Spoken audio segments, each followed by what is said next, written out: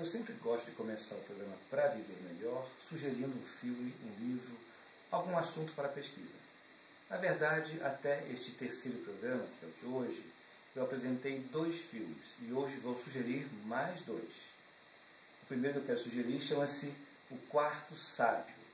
É um filme um pouco longo, é um filme lento, é um filme que conta a história de um homem que nos dias de Jesus procura ir conhecê-lo. Daí para frente eu não conto mais. Para você gostar desse filme, você vai precisar de se colocar no lugar do personagem principal. Se você não fizer isso, você até poderá achar o filme um pouco cansativo. Mas é um filme que eu sempre choro ao seu final. O outro filme chama-se Scriptorium. Repetindo, o primeiro filme chama-se O Quarto Sábio.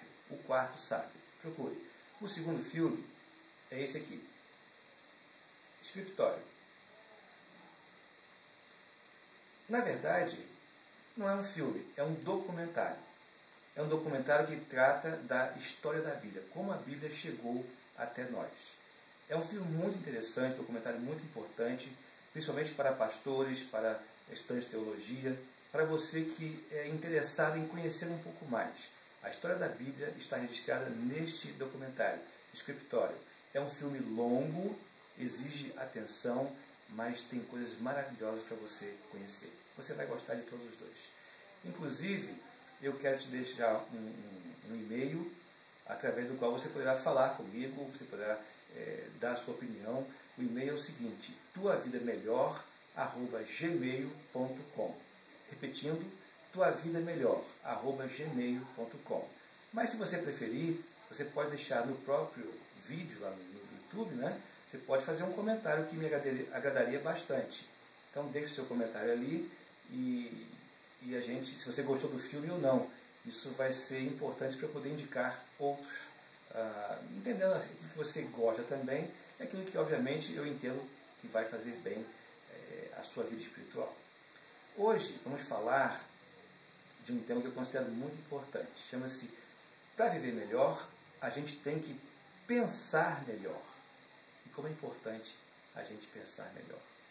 Para viver melhor, a gente tem que pensar melhor, mas na verdade a gente tem que pensar corretamente.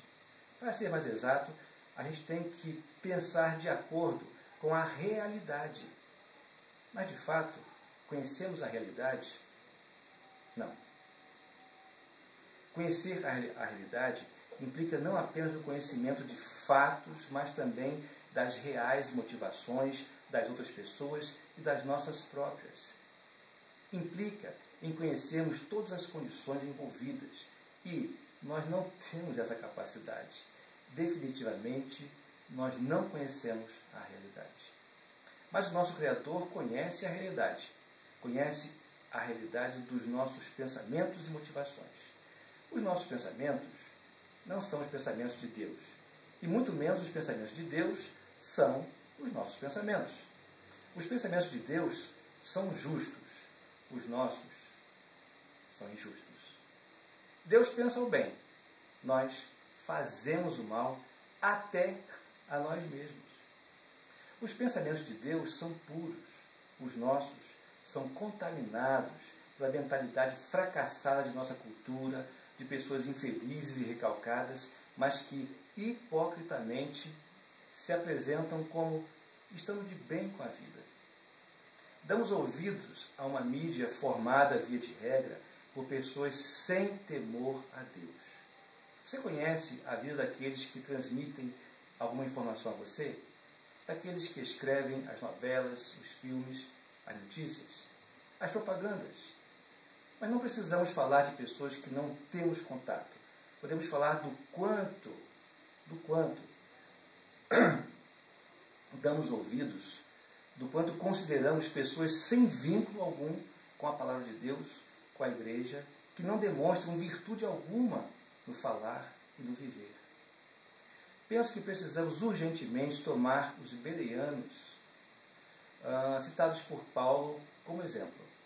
Eles conferiam as afirmações do apóstolo para ver se de fato eram assim. Olha, para viver melhor, a gente tem que pensar como Deus pensa. A gente tem que pensar com o coração de Deus, com a mente de Deus. Como conseguir isto?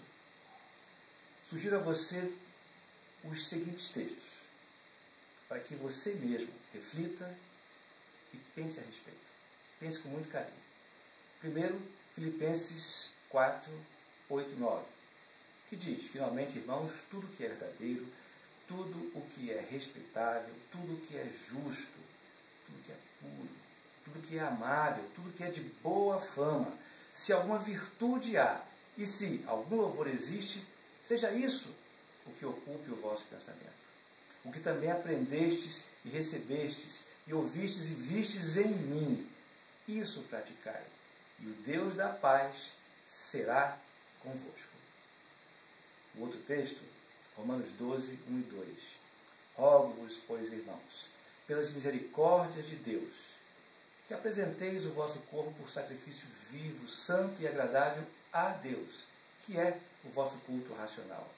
E não vos conformeis com este século, mas transformai-vos pela renovação da vossa mente, para que experimenteis qual seja a boa, agradável e perfeita vontade de Deus. Provérbios 16, 6. Pela misericórdia e pela verdade se expia a culpa, e pelo temor do Senhor os homens evitam o mal.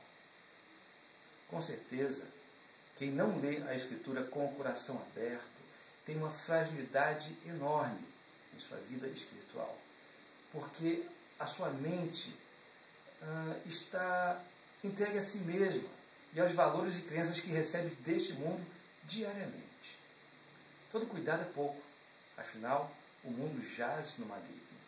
Nossas experiências de vida são válidas, até as negativas, contudo, também não devem nortear nossas vidas, uma vez que trazem em si mesmas um peso de emoções que poderão nos fazer agir ou reagir automaticamente, sem qualquer reflexão a respeito da nova realidade que vivemos.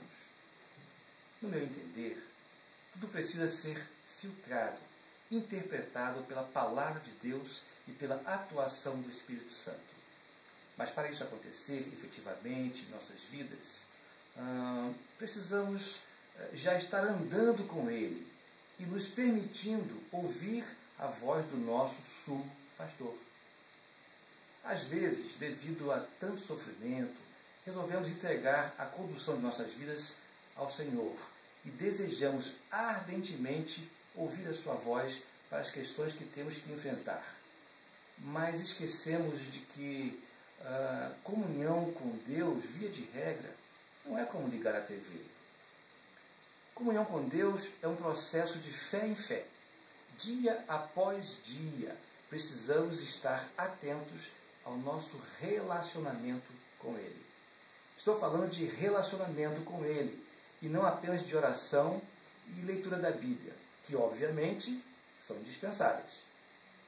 Assim como um pai deve dar atenção e cuidar do seu filho diariamente, como um marido deve dar atenção e cuidar de sua esposa diariamente, e a esposa deve fazer do mesmo jeito, da mesma forma devemos procurar manter o nosso relacionamento com Deus. A atenção que damos aos que nos cercam nos permite conhecer e ser conhecidos. Agindo assim em relação a Deus, será mais fácil a comunhão e estaremos seguros quanto a ouvir a sua voz.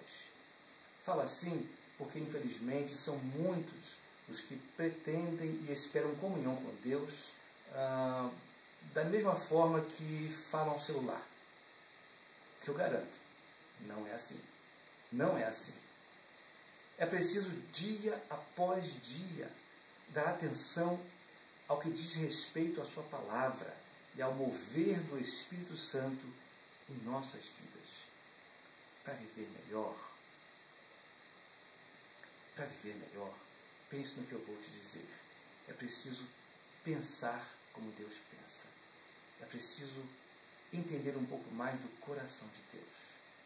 Para viver melhor, é assim que eu penso, é assim que eu faço, é assim que eu vivo, é assim que eu sou muito feliz para a glória de Deus.